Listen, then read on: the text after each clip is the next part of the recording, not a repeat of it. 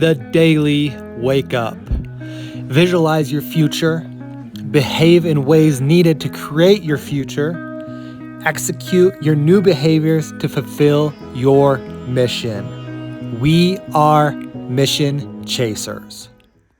Good morning, gentlemen. This is John Vickers, owner of Explosive Performance Academy and creator of the Courageous Men program. We help men like you become the most elite versions of themselves through fitness, faith, family, and finances. And this is the Daily Wake Up. Now, I'm sure you've heard this before. If you haven't, here's the first time you've ever heard it before. But you are the average of the 5 people you spend the most time with. Meaning, the circle that you surround yourself with, you are the average. You're going to come out as the average of those 5 people that you spend the most time with. So if you are spending time with negative, lying, condescending, bad people, that's what you're going to turn into. If you're spending time with people that make poor decisions on a regular basis, more than likely, you're going to be making poor decisions on a regular basis as well. It's just something that we do, right? We adapt to who we are around.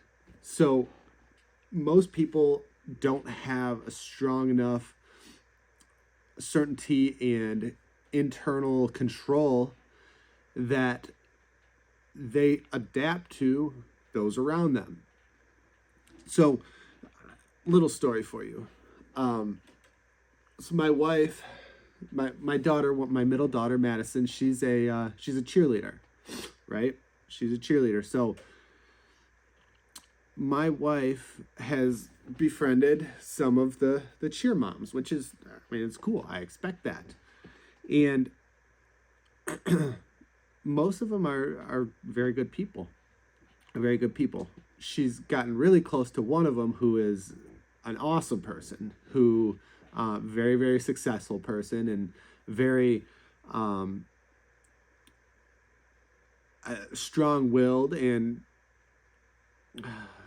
she's definitely strong-willed, confident, and she's a producer. Like, she fucking produces. Like, she is the breadwinner in the family, and they have a beautiful house on a lake and a pontoon, and like it's $1 million house, right? So I know she's the breadwinner.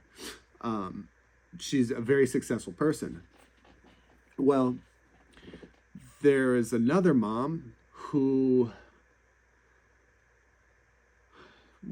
when I first met her, I was like, all right, like she's very sweet, but she was fucking over the top sweet. Like, she was over the top trying to welcome herself and be part of me and my family's life. And she just seemed like too fake, really too fake to really spend time with. Like, she would like hug and give kisses on the cheek and say, I love you. I'm like, this is the first time we ever met. Like, this is a little bit weird, but all right, like, I'll roll with it right now. So this was like, I was like, all right, like, this is cool. So early on, things were fine. Like, we would hang out with them a little bit. We'd get together just a little bit and have a couple drinks and just talk. And I started to see like these trends with her kids. Like, they were always on their phone.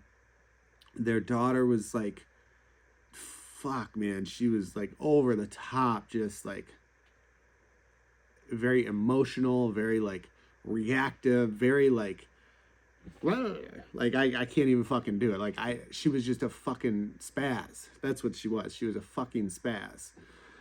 And I don't like judging kids, but that's what she was. And I don't want my kids around other kids that are fucking spazzes. So I was like, all right, like let's kind of chill on this. And my wife was too. She agreed. She's like, let's keep our kids a little bit away from her. And and my wife doesn't like her child either. So she would she got in this like little triangle with this other mom that's very successful, and then this mom that she's just over the top.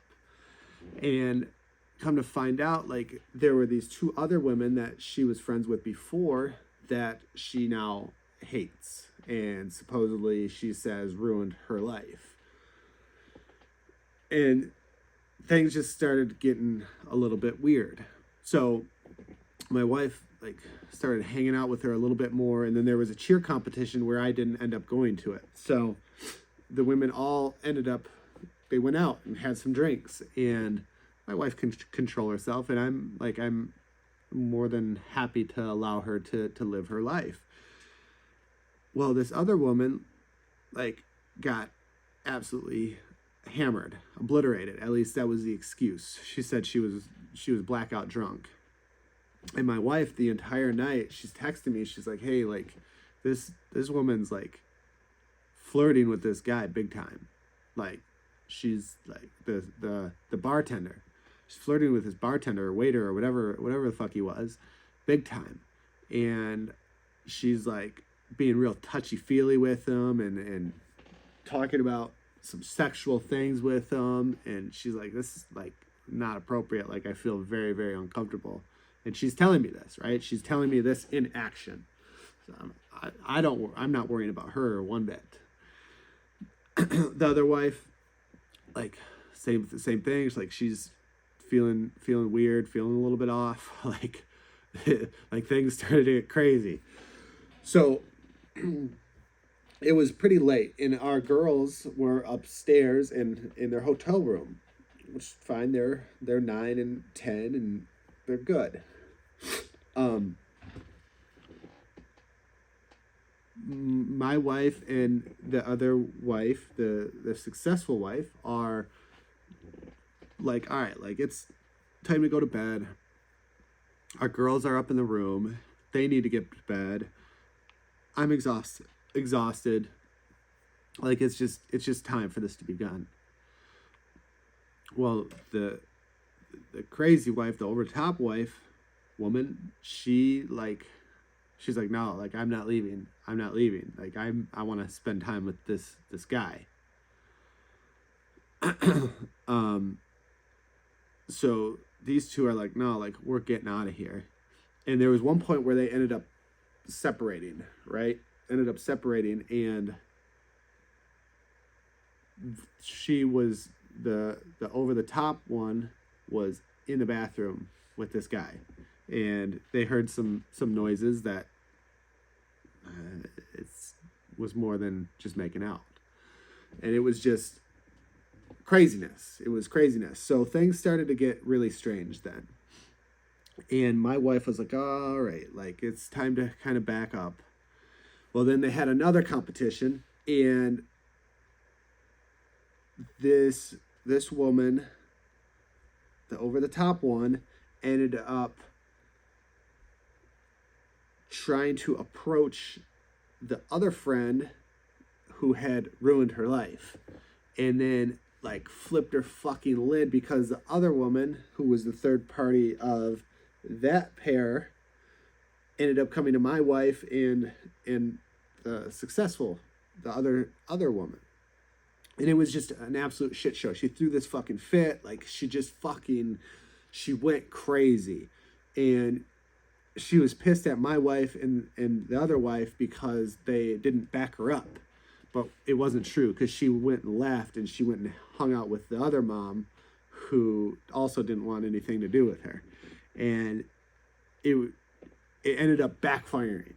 My wife and the successful one, the next day, were calling her out for the way that she was acting, the way she was being, and she would not take responsibility for what she had done. At that point, she never came clean about what happened at the other competition. Like, it was just a shit show. So the last like 2 weeks, it's been a fucking shit show, and she like continues to make these excuses on things that she does and things that she doesn't do. And she just has become a fucking like cancer to the people. Things kind of came to a head yesterday, and like my wife's pretty much done with her. But where I'm trying to get with this is that one bad apple can ruin an entire group, right? You are the median of the average of the 5 people that you spend the most time with. So if you have people that are bad people that you do not want to be around, that you do not need to be around because they make poor decisions, and I've heard some other things about this woman and her making excuses for her kids and her kids doing some pretty fucked up shit at a pretty young age, like watching porn at 8 years old and making that okay for everybody else to do. It's just fucked up shit. And I don't want to be around that stuff. And my wife doesn't want to be around that stuff as well. So what I want you to do, what I want you to get out of this is I want you to look at the people that you spend the most time with. If you're trying to grow and you're trying to elevate, which is the reason that you're listening to this podcast, then you need to look at those people. And if you are better than those people and you want to be more than what those people currently are, then you need to get the fuck out of that circle. You need to find a new circle of producers, new circle of people that actually make fucking shit happen. So look at your circle, figure out who is there to support you, who's there to help make you better, and who's not. And those people that aren't there to make you better, get them the fuck out of your circle. Get the fuck out of that circle and become the best version of yourself. And that's it, guys. Like you gotta become the best version of yourselves, and sometimes that's separating from people that aren't doing good. So just think about that. All right. Now, that's all I have for you today.